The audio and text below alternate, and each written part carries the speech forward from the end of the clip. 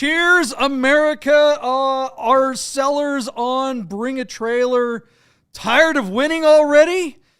Wait till we go over the results from the last episode. They are going to blow your mind. This is Bid Nerds. The bidding starts now. Bid Nerds is your YouTube card game show. Yeah, today is a day for drink. And hello, America and the rest of the world. How are you? My name is John Polnick. This is Bid Nerds.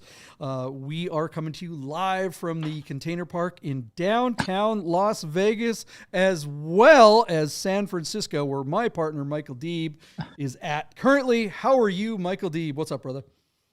Oh, I'm good, man. We're just, Okay, here's a funny story for you really quick. I went to the coffee shop. I live in Marin County, which is as liberal saturation as you could possibly imagine. Although the town I'm in, Novato, is kind of a conservative pocket to a liberal county, kind of like the inverse of Austin is to Texas, right? But anyway, today, Esther and the baby and I went into our local coffee shop at the Bougie Coffee Shop right next to the Bougie Market. And as we're walking out, a lady was walking in with a bottle of Jack, and she said to the collective people that are on the patio in the sunshine having their coffee this morning, and she said, "I got this bottle of Jack for anybody that needs a shot this morning." And she goes, "It'll be on the counter." And somebody said, "Amen, sister." It was really funny. So the liberals are drinking at 7:30 a.m. this morning. They're all crying in their Jack Daniels at their local coffee market. But JP, I'm just so happy that everything seemed to go smooth and peaceful, and we have a new president, or is it an old president? I don't know. How do we introduce this guy?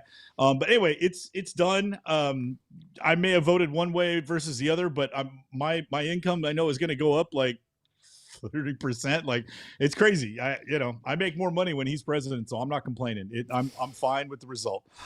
I'm just glad that it's figured out. We know it. Let's move on one way or another. Look, this is good news for everyone, whether you know it or not. Let's get to it, because I think what's going on in the country will also affect the markets. Clearly, the stock market is pretty happy with what's going on. There is a total rip in the crypto market. Bitcoin is an all-time high. The last time we saw things like this, we saw something similar happen with the value of cars, or at least classic and collectible cars. So let's get to the results from last week. I swear to God, it's like the people last week had, they must have had a genie or some way to a crystal ball to see the future. Wait till you see these results. Let's get right to it. What was the first car we made a prediction on last week? Holy cow. All right, JP, I cannot wait to circle back to our wide body 1990 Mercedes-Benz 560 SEC with a 6-speed manual swap created or built by the company Bespoke out of Southern California. John, what we're looking at is on Bring a Trailer as a premium listing at a Costa Mesa, showing 41,000 miles on the odometer. But the big news here is that the company Bespoke took this 560 SEC and turned it into something that's even greater than an original AMG wide body with a 6-liter. This car has the 6.2-liter contemporary normally aspirated AMG V8, 17-inch 3-piece wheels, a big, beautiful body kit and wide body stuff. And of course, then the big news is that your interface is with a 6-speed manual transmission, something that was never available on any SEC in the United States market. And I think I'm right on that. But anyway, JP, stunning car. Beautiful execution on the outside. You'd be forgiven for looking at this and thinking it's just an authentic or a copy, like a really excellent copy of an AMG 6-liter. But it gets very interesting on the inside. The Recaro seats, the tufted leather on the door cards, this beautiful light wood, which I don't even know what it is, but it looks like it might be birch or something. It's absolutely stunning. And in an original Mercedes colorway, yet I don't remember seeing Smoke Silver on a 560 from that era. I feel like Smoke Silver came out a little bit later. No, I guess not. I don't know. Anyways, it just looks good and sort of foreign on this color. Stunning car, JP. And we thought this would do well. The argument I made is if you could afford an AMG 6-liter, would you be tempted to go after a car like this? So in other words, if you could afford $340,000, this might make an interesting dilemma for you. So I bid $340,000. JP, you took the under at just $335,600. John, our car didn't even blink or slow down or pull over to say hi to us when it blew right past our numbers all the way up to $560,000 where it sold on 52 bids. Now, I promised I was going to call Bespoke and find out what the deal was. I just never had time. I've been so swamped closing my Turbo S deal and getting that transaction complete. But I will like to reach out to Bespoke and ask them if they've got a waiting list and get a sense of, like, if I brought you a 500 or a 560 SEC and I wanted a car like this, roughly what does it cost and how long does it take? And I bet by now they've gotten like 100 fresh phone calls because of this result. Just a stunning bit of marketing and an unbelievable result for the seller. I don't know if the seller is indeed related to the company. Did they build a car and then just auction the first one off? Or did somebody buy one and then decided they needed to cash out of it? They couldn't really afford it or whatever, but unbelievable. I mean, as far as guerrilla marketing goes, JP, does it get any better than this? What do you think? I mean, what do you mean by guerrilla marketing? I mean, what else did it's other than having the car on this platform? Did they do something else?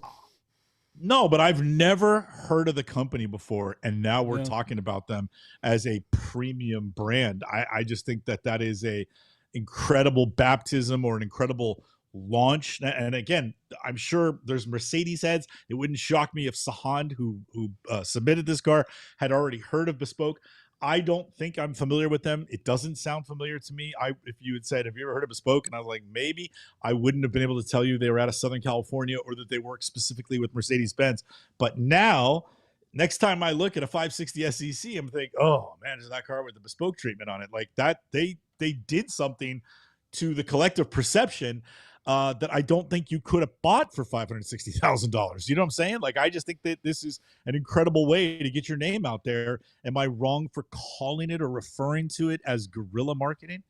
I don't know. I just don't think it. I don't think this thing was as underground as maybe you think. I think that we just were out of the loop. I think we just didn't know. Yeah. We're just not aware of it because a car doesn't bring $500,000 without a bunch of people knowing that it's worth $500,000. I still don't understand why this is a $500,000 car. I get that it's awesome, but $500,000 just over my head. I will this doesn't compute in my brain. I gotta think that this is just something that it's like, did the person that buy this, are they, like, is this going to be worth this much money next year? Or is this a flash in the pan? Or is this just a whole other world that we are just completely unaware of? You know, and Sahan is the one that sent us the link, like you said, and he's always been kind of aware of these SECs. But like, you know, I was cruising around on Facebook Marketplace this afternoon and came across a couple of 560 SECs. I know it's not as nice as this car, but, you know, it was like $13,000 for what looked like a nice one, right? It's like there are no nice $13,000 911, so it makes sense that you could make a $500,000 Singer version of it. And Bespoke is such a stupid name; it's so generic. This is not. I get it, guys. Somebody tell me why I'm so wrong and why I just don't understand. Someone please educate me as to why I should give an ish about this car more than just like a couple $100,000. I get maybe 150, 200, maybe even 250, but $500,000? No effing way. Interesting thing Randy B brings up, the buyer of this car. Does anyone know anything about Serial Collector? He has to be one of the most prolific buyers on BAT. Most of his wins are under $100,000, but you know, this is obviously a notable exception. So, so somebody maybe knows a little bit about him. Maybe I don't know. This is just I feel bad talking about this car because I just don't know freaking anything about it. And what do I know ever? It's bad enough that I'm always blathering on about things that I don't know. I clearly don't know what the hell. Over my head. Somebody help me out here. What should they have called it, Dancer instead of Bespoke? Anything other?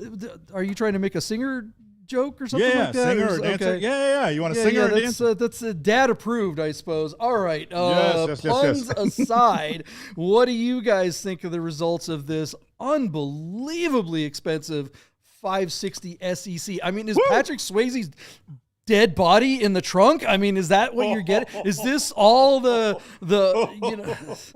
roadhouse-ness of this car? I just, no way. What the hell, you guys? All right. What do you think of the result of this car? Will it go up in value, especially with BTC going up like it is? Probably will. All right. So maybe the Macintosh stereo in there really did it, which was a really cool stereo. Okay, let's move on because I'm just over this car. I need to get an education. People need to tell. Let's get it. Let's see it in the comments. I want to hear it. Maybe we'll come back to it. What was the next car on the list? I mean, that guy's definitely not tired of winning, right? Is this next guy tired of winning? All right, JP. Very interesting. So we're going to circle back to our 1991 Porsche 911 Carrera 2. This is an ROW, rest of the world coupe, that is currently on a Montana title and offered on Bring a Trailer out of Houston, Texas by Rensport Classics. JP, it is a basic bones 911 C2 coupe, but it's a 1991 and has some things that you and I would identify as very clearly sort of 1992 and younger, such as the sport mirrors and, of course, the cup wheels, which are pretty cool. Beautiful car. The big news here is that the car has less than 100,000 miles and is painted the very rare shade of maritime blue. So you got a maritime blue car with 99,000 kilometers on it, which is just 62,000 miles, and it's titled in the United States. A few other little features like the brake ducting, and then I think the seats. Classic gray leather seats, and then we were talking about that Club Sport steering wheel that's on the car. This is you aptly pointed out that it's a non-airbag car. So JP, we wondered if the color would carry the sale. My enthusiasm on this car kind of faded by the time we got to my bids, and I tempered my bid. So I went down to $140,000. You took the over above me, basically in the neighborhood I had started out in, at $150,964 for your bid. JP, your bid was pretty good. You were $4,000 away from a Yahtzee. Our car closed and sold for $155,000 on 24 bids. John, that's all the money for this car. I would say that if this car were, guards red with that gray interior or black with that gray interior, just a domestic car, that this car would bring, maybe $20,000 or $25,000 more. So I think it's pretty easy to quantify, in my opinion, that it's about a $20,000 to $25,000 value add for the very eye-catching and super rare maritime blue paint. And that's about it. There's really not much else going on here. Anything else you'd like to add to that? Do you think that number is bananas, or is that just kind of a general show for the paint? Yeah, definitely some winning here, and it's all about that paint. All about that color. If this were a black or a silver or a white one, I don't even think, I think it would have had a hard time breaking 100, honestly, because we are seeing run-of-the-mill 964s. BAT, usually they break 100, but it's not uncommon to find sub-$100,000 964s nowadays, especially with a gray interior. It's all color, and PCA has just trained everyone for some reason to think that these brighter colors somehow are better. Once again, I don't get it. I don't understand why someone would pay such a huge premium for the same car just because it's a weird color. But that's because I come from an era, back when the colorful ones used to be like harder to sell. So yeah, they were the kiss of death. Yeah. This car 15, 20 years ago would have been this would have been 20, 30, 40% less than your typical 964. So, but yeah, very, very cool car, very neat. But I get, this is winning, man. $155,000 for a run-of-the-mill 964, even though it is a pretty nice gray color. Market car. Yeah, a gray market car, no less. Yeah, I mean, if things are selling like this last week before the election results, what the heck is going to happen in the next couple of weeks, in the coming months? We're going to get to that in a minute, but we still have another car to cover from the last episode. What car is that? All right, JP, you selected for us this 1991 Honda Accord EX Coupe that surprisingly is listed on Bring a Trailer. John, our car is out of Snohomish, Washington, which is north and slightly to the east of Seattle, right? Yes, correct. Yes, got yeah. I saw it on a map when I was up there with a friend of Yeah. mine. We're going. Our car is a two-door coupe with an automatic, four-speed automatic transmission showing 146,000 miles from new. The car looks to be in outstanding condition overall, especially when you look at the condition of those cloth seats. And JP, we both lamented and joked that everybody we know has had some sort of experience with a car very similar to this one here. So running as a no reserve listing, and it was at $3,000 when we looked at it. JP, I really didn't think this car was going anywhere. My bid was just $5,100. You went way over me, but basically doubled my bid. Your bid was $10,776.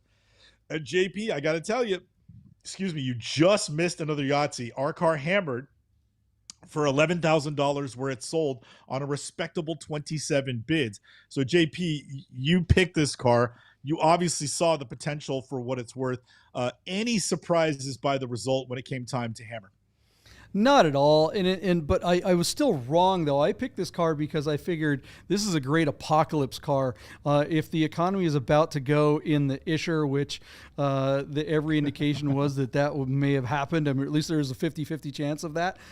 This is a great car to be in because it's going to be low cost and, hell, you're going to be able to drive this thing forever. And I still like this car for that, even though we're not facing the apocalypse that maybe we thought we were going to, at least in my opinion. Yeah. But this car is a great way. I don't know if I said it on the last episode, but I've said it a million times to friends that are, when they're looking for the, okay, I want two cars. I want to get a sports car and I want to get a daily driver or something. Should I get a Macan or a Cayenne and then get a 911? It's like, no, spend all the money on the sports car that you want.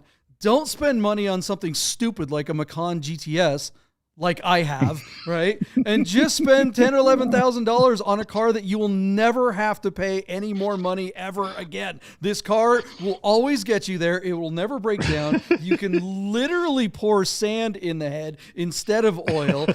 This car is just going to run forever and ever and ever. And it looks clean. It looks nice. It's an invisible car too. It's not like, look, it's not flashy. It's not going to impress anyone, but it's also not going to embarrass you because no one's going to even notice you. This is like, remember the beginning of the movie Drive when he's like, here's your Chevy Malibu. There's a million of these. No one is going to be looking at you. And that's what this car is for when you don't want to be seen. I could see literally, I'm not even kidding. This is the perfect billionaire car. If I were a billionaire, I would buy something like this, replace the powertrain, and I would just drive this around instead of something flashy. When you see someone driving flashy stuff around, you know that, okay, they're just flexing. But the true money, they're driving these. Some guy that has, $246 million in his Bitcoin account is driving one of these, but he's probably also in charge of something called FTX. Who knows? All right, what do you guys think of the results of this little 91 Honda Accord? Is that the perfect car to have so that you can spend all your money on a really cool sports car instead? Let us know in the comments. Are sellers sick of winning on Bring a Trailer already? We are seeing the biggest numbers of our lives. The biggest numbers. We're going to make some predictions right. One more. We got another one? We still did another car? Yeah, I have I got to settle another score one? here, JP. I have a personal apology to make to both Zach Miller, our friend, and to the herd, because Zach asked us to cover his 2023 Ferrari 296 GTB that he listed on Sotheby's Motorsport auction page. But Zach sent it to me 10 days before listing. I put it on the calendar 3 days after that, which would have been a week too early to cover it because then we would have been able to reconcile it on schedule. So at the last minute, I had to cancel the car a week early, and then we completely forgot to put it back on the schedule a week later. So Zach's car has come and gone, and the bid nerds, and more importantly, the nerd herd missed it. So Zach, I apologize, but Zach did really well. He got 31 bids on this car. So first off, just at a glance, and I don't know these cars very well. These are V6 turbos with hybrid power, and ironically, I've driven one, but I don't know them that well. But this car is stunning. Just 320 miles from new. It's got gorgeous red carbon fiber racing buckets, and then carbon brakes, and the dual clutch transmission. So these things are absolute rocket ships. Zach's car has just 320 miles from new, and he listed it. It got 31 bids, and it sold for $343,875. I was privy to the reserve when he offered it to me, and to cover the car. And I can tell you that this car naturally blew right by the reserve. So I'm just guessing that this is an outstanding result for him and his client. So just a little tip of the cap. And again, as we're talking, the theme of tonight's show is celebrating all these people that were closing cars, much against the advice of the bid nerds prior to the week, that you'd be out of your mind to close a car this week during the election when we don't know what's going to happen. And this car did stunningly well. I would go out on a limb and say I do not think a Ferrari dealership would have got $1 more for this car had they been the ones selling it. So standing ovation to Zach and his client and Sotheby's Motorsport for doing such a great job with this car at a week when, JP, I got to tell you, I would have been much more bearish on this car than the result, in light of the results. So just amazing. Really, really well done. So great job, Zach. Sorry we missed it, but we'll get you on the next one. Yeah, I mean, the nerd herd is already, the nerd herd always knows, man. The nerd herd is pointing out, for the same money as that stupid Mercedes bespoke thing, you could have this car and the 964 and still have 50 grand left in your pocket. I mean, it's somebody's got to fill me in on the Mercedes. Shout out to everybody in the nerd herd. Thanks for hanging out with us tonight, you guys. Looks like there's some new names in there, and it's great to see new people introducing themselves. If you are watching the show live tonight for the first time, make sure you go into the chat. We call it the nerd herd. Introduce yourself, and you're going to make great friends. Really good people in there. So thanks again for everyone hanging out tonight. We're not even close to done. We still have predictions to do. We're going to get to those in about 60 seconds. Hey guys, I got to tell you about our friends Godden Porsche of Las Vegas and Godden Classic. If you're looking for a new Porsche or a classic, you got to call our friend Steve at Godden. This guy. Save yourself the hassle of screwing around with all the auctions like we always talk about, and just talk to Steve. He'll find you the classic Porsche you're looking for. Godden Porsche of Las Vegas. Hey guys, you're probably looking at your watch and wondering if bid nerds will ever end. So you better talk to our friends at Our Smiths to make sure your Rolex, Tag Heuer, AP, or any fine timepiece is in tip-top shape. Our Smiths, fine Swiss repair. Okay, we are back. Oh my gosh, it's such a great night. We're drinking in the studio here in Las Vegas. It's SEMA week here, and it's funny. Everyone's hitting me up. Everyone's coming into town for SEMA, and I'm getting the texts all week. Oh, we're coming to SEMA. We're gonna do Vegas. Oh, it's gonna be awesome. Oh, we're gonna tear it up. Like Vegas hasn't seen a bunch of middle-aged dudes from freaking the middle of the country.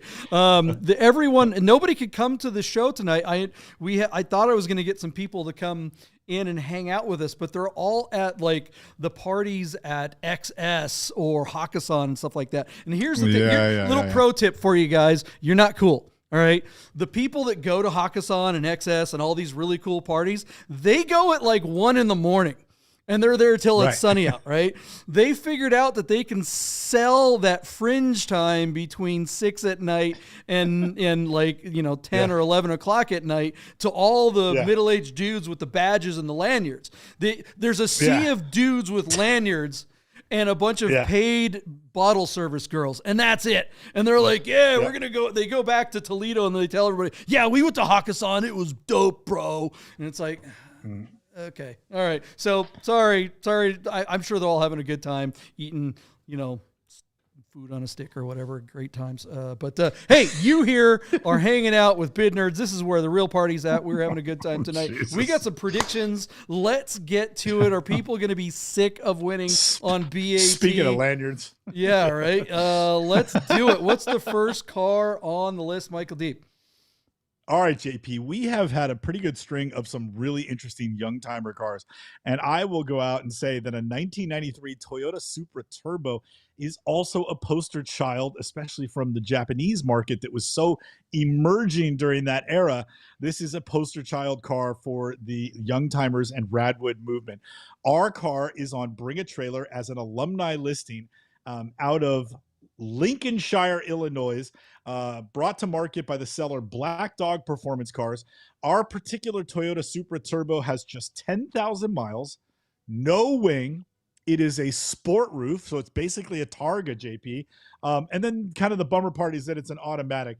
Now, listen, I covered this car, or I thought this car would be interesting to look at because as it's an alumni listing, John, this car was on Bring a Trailer back in June of 2019. Now, this is like 8 months before sort of the COVID pandemic thing kind of set in and we all had to stand still for a minute, not breathe on anyone. But if you remember, JP, 2019 was a very depressed, very soft market. And our car sold at that time, also with 10,000 miles out of Hutchinson, Kansas. It sold for $57,500. Now, JP, this is a really cool car, triple black. It's interesting because it's got the sport roof option, which means then the other half of the cars presumably are non-sport roof. The non-sport roof cars, JP, bring more money. Did you know that? I also thought it was interesting, John, since I've been working with you, I'm so much more hypercritical of the bucket of photos. And while our introductory shot is pretty good, the bucket of photos themselves actually aren't that very good. And John, there's not a single photograph in the bucket with the roof off the car. That, I have learned from my partner, is a huge whiff. That is a tragic mistake. Your job as you bring the car to market is to sell the romance. And the romance on a turbo with a Targa roof is to show somebody driving down the road in the sunset or on a sunny day with the roof off and your hair blowing and your sunglasses on, and none of that exists here. So I don't know that they've done a good enough job, JP, to really hammer it home. But the market today for this car is totally different than when it was when they bought it back in June of 2019.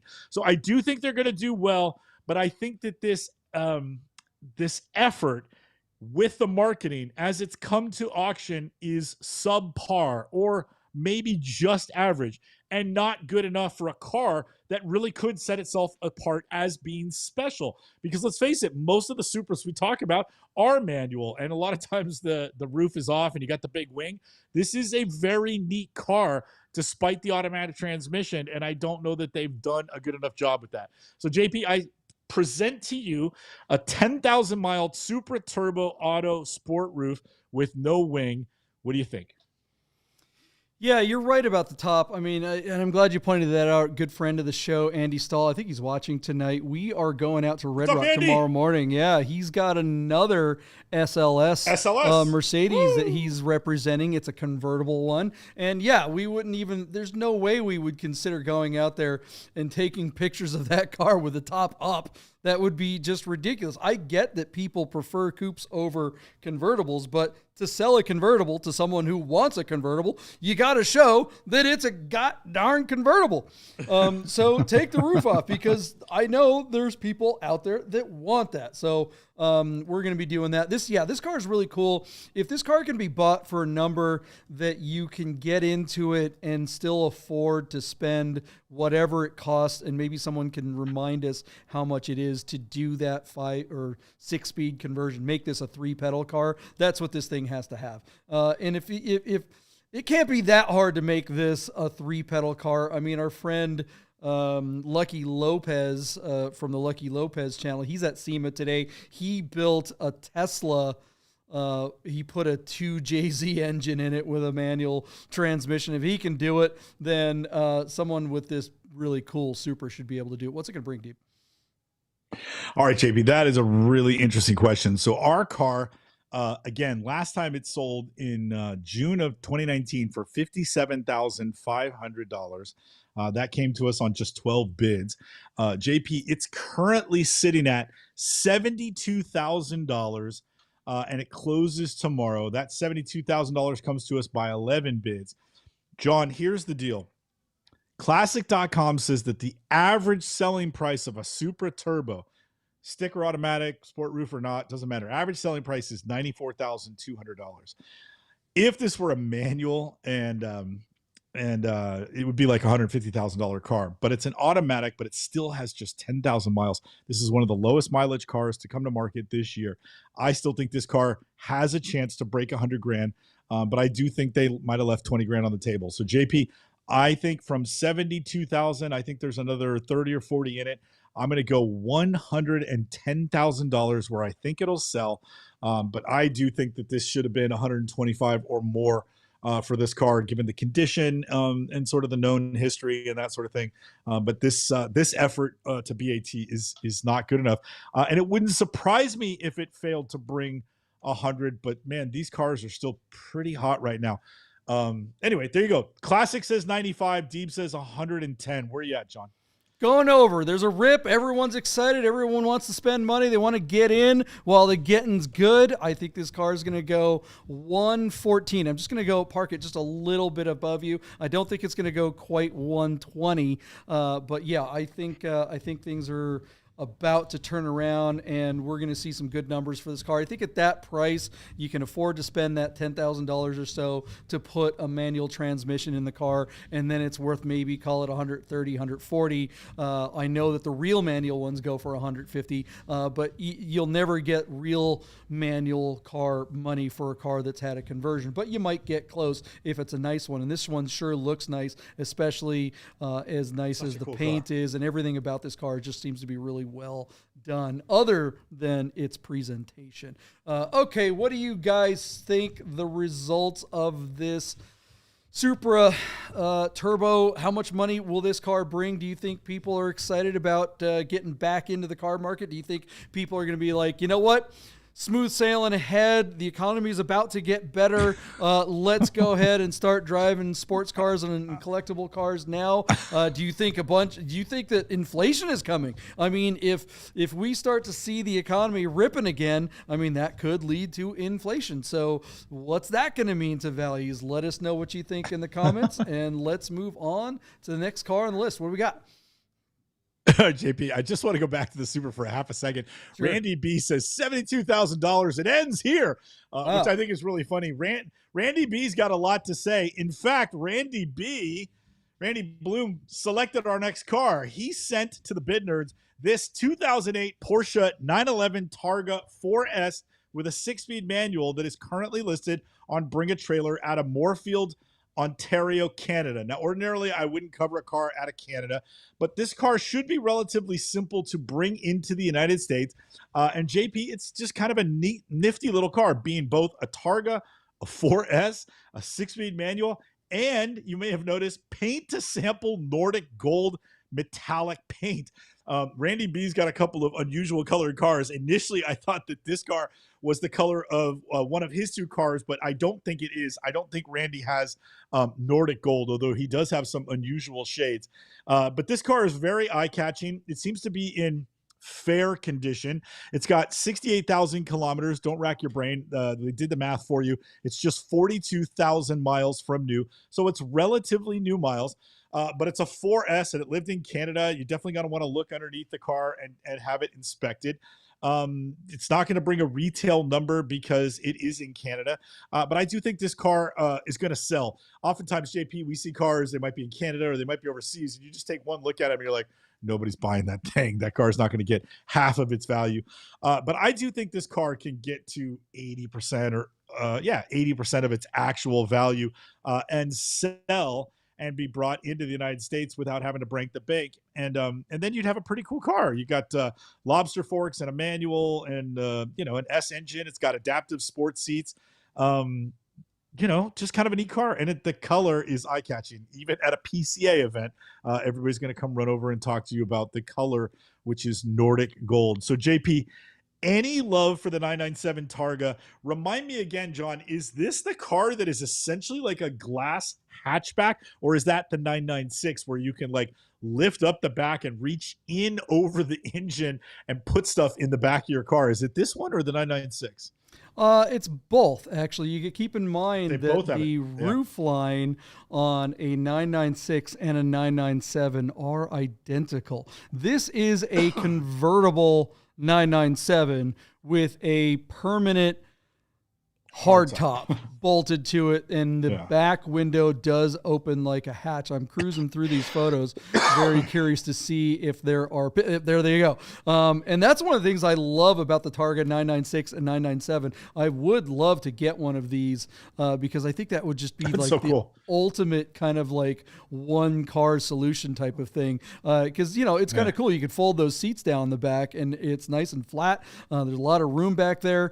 But this is a 997. It is a .1 997, so it does have the dreaded IMS issue. This is something that you got to be thinking about, and I don't know what it is, but over the years, I've come across 997 4S Targas a number of times, and I've always kind of wanted to buy one, but it seems like every other one that I come across has had an engine replacement. I mean, it's just like, I don't know, the top shouldn't have anything to do with whether or not the intermediate shaft bearing fails or the car suffers bore scoring engine problems, but for some reason the Targas tend to have that problem more. I have no idea why, and if one has anything to do with the other. The color really is cool on this car. It is a striking looking car. I do like the Nordic gold. We covered that GT3 a couple of weeks ago. Sort of orange. Yeah. I do love this color, and I do like this car, but I just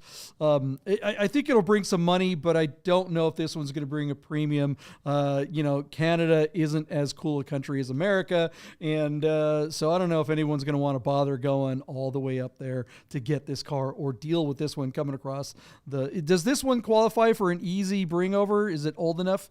Or is this one that you have? Oh my gosh, then screw it. This thing's DOA.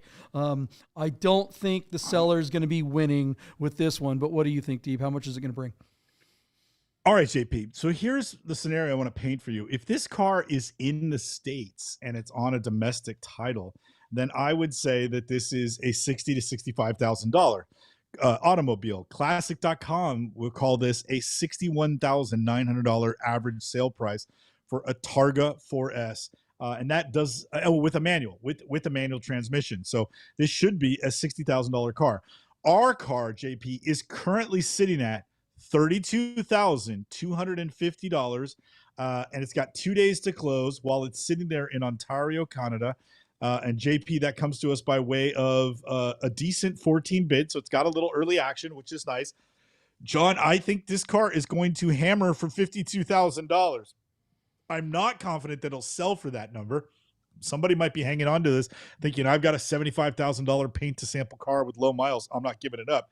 If that's the case, he's got a firm grip on it. I don't think that car is coming to the States anytime soon. But if he's just getting off of the car, and let's face it, he's selling it right before the snow really starts to come down where he lives, then $52,000 may get it done. And he may realize that if he puts it on BAT, he's more likely than not going to get an American domestic buyer who's going to have to pay and budget for tariffs and transportation and importation fees to get it across the border and titled somewhere in the lower 48, and it won't be California. But $52,000 is my bid, JP. I don't know if it'll sell for that. We will see. But it's at 32 now, and 62 is average. 52 is my bid. What is your bid, JP? Yeah, I'm going to be a little bit more optimistic on this car. I'm going to give it 55,997. I think the color gets people excited about it. I think the Targa factor is a big deal. People are going to look at this car as a rare car that they can get into for not that big rare money that a lot of times numbered cars might bring. I know that the color is probably polarizing for some people, but there is that pleated pants PCA member that will find that this will be the bee's knees. But I'm kind of with you, Deep. I don't think it'll sell. I think at 55, I don't think that's going to get the job done. I think the seller of this car thinks they have something that's more special than it actually is, even though it is kind of special. And I also don't think people are as worried about the IMS and bore scoring as I am. But this is a nice spec car. The one thing I'm bummed about this car is that it has the sport seats, it has the sport steering wheel, it has a lot of cool trim, but no sport chrono. What the hell? That is really odd that someone would have spec'd this car this way back when they bought the car. You know that the dealership didn't spec this car for their floor. So, it's got sport suspension and some other cool stuff. Aftermarket stereo is ugly too. Yeah, that's hideous. But, that screen is I don't necessarily blame people because the stereo in the 997, the dot ones, are absolutely awful. They've got that big, physical phone button pad, it's a cordless phone from 1994 or something. They really are atrocious, and if they tend to fail. It's pretty common that they'll start to do screw things. Like I had a 06 C4S recently, that convertible one that I had, and you'd be driving down the road, all of a sudden it would go into what it thought was like phone mode, full volume. Just screeching. There's nothing connected. It's just like static at full volume. You're like, what is that? It sounds like the engine. It's just, it's terrifying. It's like, a train horn going off next to your ear. I don't blame someone for having an ugly stereo on a 997.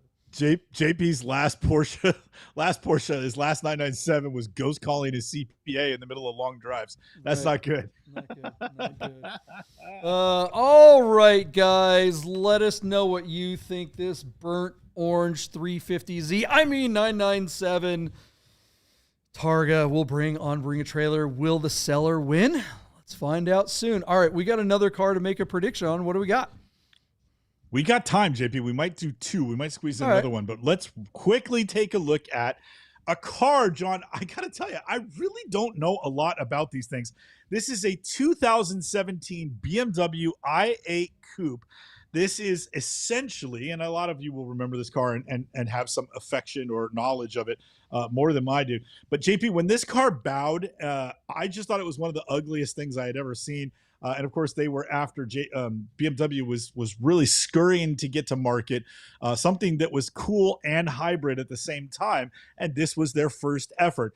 The i8 is a two-door coupe that is all-wheel drive and is powered by a 1.5 liter turbocharged hybrid. It says inline 3. JP, this car makes 357 horsepower. And probably gets incredible gas mileage.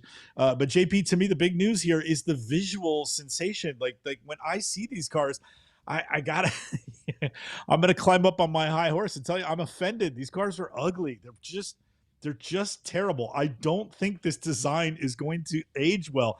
The wheels are terrible. And there is a cottage industry of videos on the internet of oversized males trying to get in and out of these sort of scissor hinge doors, and there's a big threshold between the floorboard and where your foot is in the street, and so a guy who climbs into this very low car can't get his body up onto that threshold to get his feet out of the car and stand up correctly.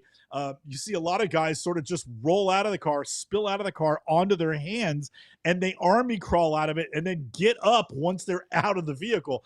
And obviously I've spent more than 5 minutes looking at those videos just thinking how terrible and tasteless, all while I laugh and point my finger.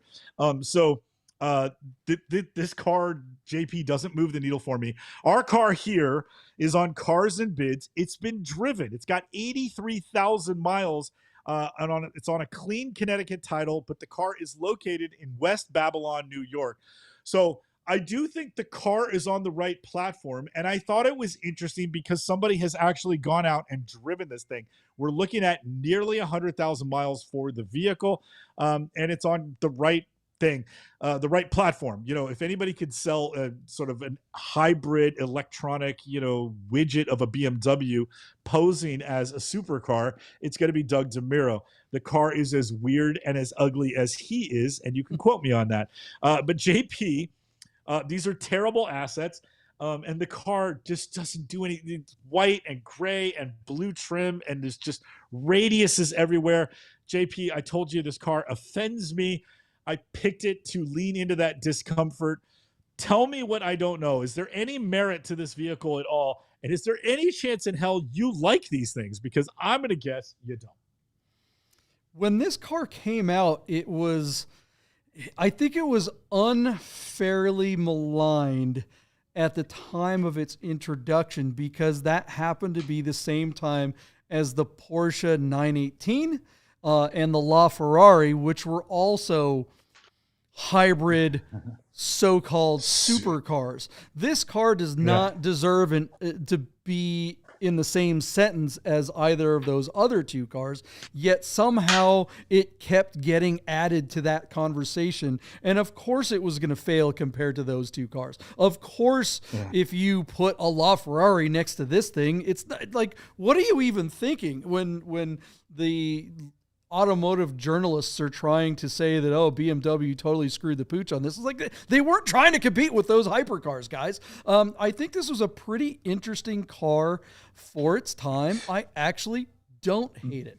I want to like this car as much as I usually hate cars, with radiuses all over the place. I know that this car was built specifically, designed in a wind tunnel. Every one of these radiuses are actually for a reason. That's one of the problems with the car is that the wheels, as ugly as they are, they're also very narrow, and it's very rare that you see, you can't fit a wide tire on the back when you should have a wide tire on the back of a mid-engine car. But this car was designed for efficiency. This car, I think in a lot of ways is being vindicated now, whereas everyone else was talking about EVs at about the same time that this car was coming out. BMW chose to bring out this hybrid thing, and right now hybrids are way more in much higher demand than EVs are because people see the value of having the efficiency of electric motors as well as having the range and convenience of having an ICE engine. I have driven one of these, and I was shocked at how much I actually kind of liked it. It's heavy as hell, as you would expect, because it's got big batteries in it and stuff like that. It's not the greatest car, but I think I would like to have seen them come out with another, the next version of this, and it just didn't do well enough. Yeah, a .2 would have been cool. Yeah. Someone in the chat said that this rear end looks like it's pooping out a 911, and now that I look at this back end, I'm like, oh my God, I think they're right. Look at that. That looks like a 997 coming out of the exhaust pull out of the back. So good observation, whoever said that. Yeah. I'm glad to see that this car has almost 100,000 miles on it too. That's really interesting to me because usually you see these, they've got 20,000 miles on them or something like that. They're not driven because people kind of look at them as a collectible car. And I just, and honestly, as ugly as it is, still better looking than anything BMW makes right now. At least it doesn't have those big, huge snorkels on the front that there's nothing BMW makes right now that is worth buying, in my opinion. They're just too damn hideous. I can live with the weird lookingness of this car. It'd be an interesting car to have in the mix, but certainly not at the top of my list. All that said, what do we think it's going to bring, Michael Deep? All right, JP, quick cameo from my producer here. Ooh, say hi. All right. Say hi to the nerd herd. You want to say hi to everybody? Hi. Say hi to JP. Hi, JP. Okay. Say goodnight, Celeste. I love you. Okay. See you, Celeste. All right, everybody in the nerd herd, say goodbye to Celeste. Yeah. Everybody in the nerd herd says goodnight, Celeste. All right. So, that's what happens when I don't lock the door to the studio. Best looking host of the Bid Nerds, let me tell you. Absolutely. And the smartest and most well-informed. And some interesting numbers here. Classic.com says that the average selling price in the secondary market for a 2017 i8 is around $67,800. John, the sticker on this car would have been just over $150,000 with options. So it wasn't crazy expensive, and obviously with those numbers in mind, a very unfair comparison in period to those other aforementioned supercars that you were talking about. But the other thing that I'm wondering, JP, is when this car took a bow, when the first ones hit the showrooms, was BMW marking these cars up like they did the Z8, where the dealers have the audacity to start charging people $20,000? I feel like I remember people were paying big money to get the first ones of these cars. And what was interesting is as BMW was trying to satisfy demand, the people who took delivery of their first cars were also trying to get off of them because they didn't enjoy them. They weren't the performance car I think a lot of people wrongly thought they were. So about 150 grand. I'm guessing some of the early takers might have spent 200 to get their car. They're supposed to bring them over 60,000 today. With that in mind, JP, this car has nearly 100,000 miles. It's on Cars and Bids. It closes tomorrow, and it's sitting at just $23,550 on 14 bids. JP, I'm not saying this car is DOA. I think it'll sell, but I think we have to be very realistic. I'm not even sure this is a $30,000 car. John, I'm going to give you, it's at 23 now. I think it makes $5,000 more. I'm going to give you $28,000 as my bid. I don't know if it'll sell. This is not a no reserve auction. This car does have a reserve. We don't know what it is. But like this guy might think he's getting 35, but on this platform, on this one, reading the tea leaves, JP, I can't imagine this car breaks 30 grand. So with those miles and that sort of polarizing colorway, I just, where is he going to find a buyer? I think 28 happens. And I think my advice with him to be just take the money and run, go get yourself a new car and move on. But 28 is all I'm going to say, JP. Do you dare go over my number? You've been going over my number all night. You going to do it again? Yeah, I'm pretty optimistic right now. I think this is definitely. I don't even recognize you. Bitcoin baller on a budget right here. This is a lot of bling. This is a hard Parker, right? I mean, it's certainly not cool, but it's definitely something that guy that wants to look like he has an exotic car, for him to get something like this for under $50,000, I'm going to give it $35,008. No way. And say that it sells, because I got to also think that Cars and Bids, as goofy as Doug is over there, he's got to know with almost 100,000 miles, there's no way this car is going to bring big money. I bet $35,000 is the reserve. I just don't see Doug buying it, because he wouldn't buy something with this many miles. Why would he bother? It's just, I mean, once this car goes over 100,000 miles, this is a boat anchor. It will never sell again. Whoever's holding this car when the odometer gets to 101 is going to be stuck with it. I mean, I'd give it a go for under $30,000. I think it'd be kind of fun just to roll around down on the strip and just be like, yeah, I'm a budget baller. All right. What do you guys think? I think it does have, somebody in the comments mentioned, and I'm sorry guys, I keep getting past the comments, and I should have noted who said these things. But this was the flex for the gajillionaire back when this car was contemporary. It was the car that somebody wanted to virtue signal and say, hey, look, I'm, going to buy this fancy thing, but it's good for the environment somehow. What were you going to say, Dave? Chris Carbine's in the business down there in New Orleans. Yeah. And Carbine says needs a detail. Yeah, I mean, it does. It needs a detail absolutely. And better photos. There's the presentation is terrible, and I think actually on BAT, I think this car could conceivably get even more than $35,000 if it were presented well, because it's still a neat thing that some people appreciate, maybe not as much as the nerd herd does, or even me for that matter. But all right, let's move on. We got a little bit of time left. Let's hit this last auction. What do we got? Yeah. All right. So JP, this is less about the car and more about the talking point. As you remember, John, as I opened this conversation with you, that's the 964, by the way. Who cares? Whatever. Just who cares? Was the 73. Yeah. Yeah. So RM Sotheby's did an auction for the Junkyard Collection. A guy had been collecting all these cars and motors and stuff.